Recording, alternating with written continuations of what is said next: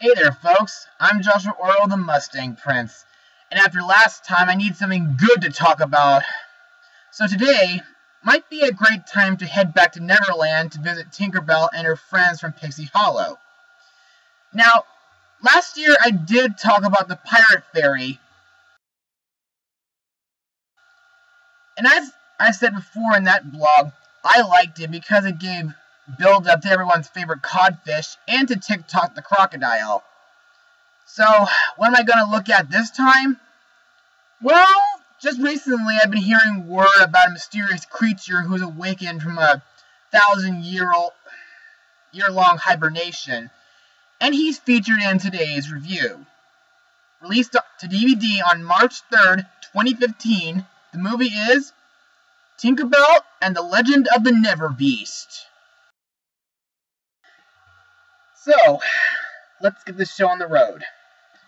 Fun and talented animal fairy Fawn believes you can't judge a book by its cover, or an animal by its fangs.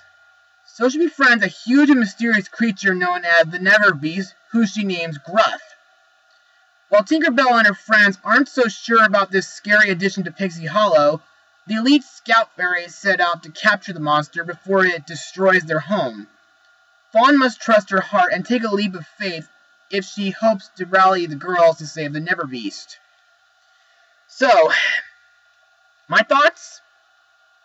Well, most of it was beautiful and peaceful, but it gets intense and traumatizing later, and at the end, it becomes tear-jerking, and I love every bit of it.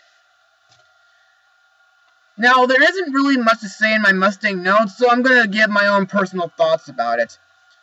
Now, like I said before in my Pirate Fairy blog, the CGI animation for this franchise was done by Prana Animation Studios, the same guys who helped with the Planes films, and of course, Legends of Oz. Screw the haters! And these guys do great with capturing Neverland's scenery and characters in CGI.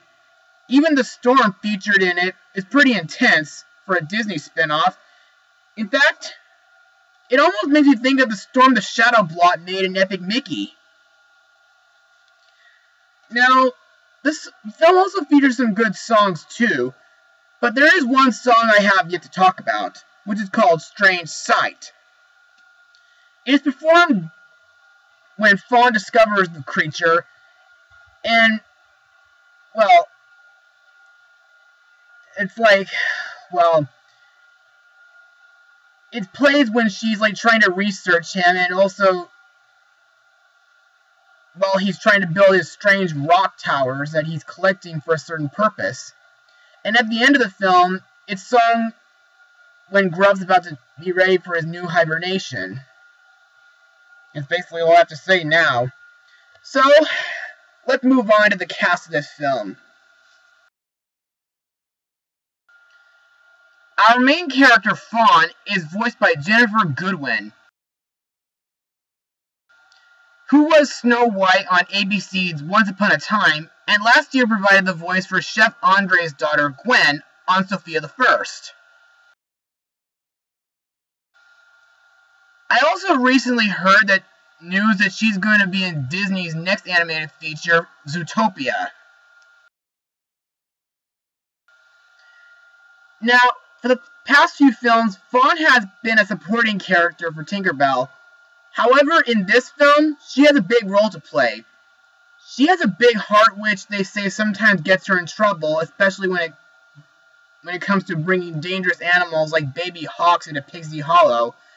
And her head does tell her the right thing to do sometimes, which is what I love about Fawn. In fact, anyone who, well, has responsibility with taking animals, well, truly makes me smile. Next we come to Tinkerbell, who is once again voiced by Mae Whitman.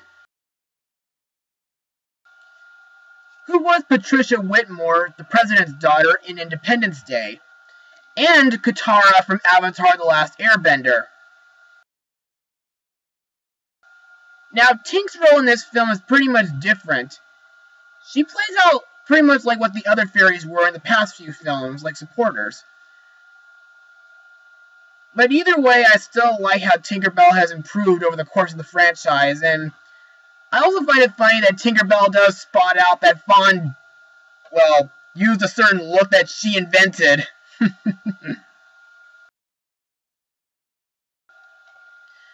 Now let's talk about the new characters in this film, starting with Nyx, the leader of the Scout Fairies, voiced by Rosario Dawson, whom I remember from the first Percy Jackson film. Now, she's not the antagonist, but I don't like her strict and tough personality, but I know she does mean well in this film. She protects all of Pixie Hollow from any dangers or threats. She also leads a team of fellow Scout Fairies who follow her commands without question. She is known to be quite tough and the kind of person who will fight until the fighting is done. She never backs down and will do whatever it takes to ensure the safety and well-being of Pixie Hollow and its people. And lastly, we have the Neverbeast, whom Fawn names Gruff. In my eyes, he's the coolest and most relatable character in this film. He's pretty much similar to the Beast from Beauty and the Beast, Totoro from My Neighbor Totoro, and Stitch from Lilo and Stitch, in a way. He starts out kind of grumpy when Fawn first meets him, mostly because of a thorn in his foot, but he grows attached to her while she helps him build his rock towers with her pixie dust. And now the rock towers are said to be, Nyx thought they would be used to consume Pixie Hollow and destroy it, but in reality it's actually in order to protect Pixie Hollow from the approaching electrical storm. Also in my eyes, when Gruff grows horns and wings, he looks so badass, including his blue aura. And it does give him the ability to give a fierce battle against the storm. So in other words, Gruff is like a misunderstood creature, and I also like how he uses his tail like a hand. And now for my final words. Overall, this movie makes a nice addition to the Disney Fairies franchise. Fawn makes a great main character, Tink and the rest of her friends are still memorable, the CGI animation is still well done, and, of course, Gruff makes a great character, and the ending climax is intense and badass. Do I recommend this film? Well, if you're a fan of Disney or Tinkerbell, then I say yes. I give this film a 90% out of 100.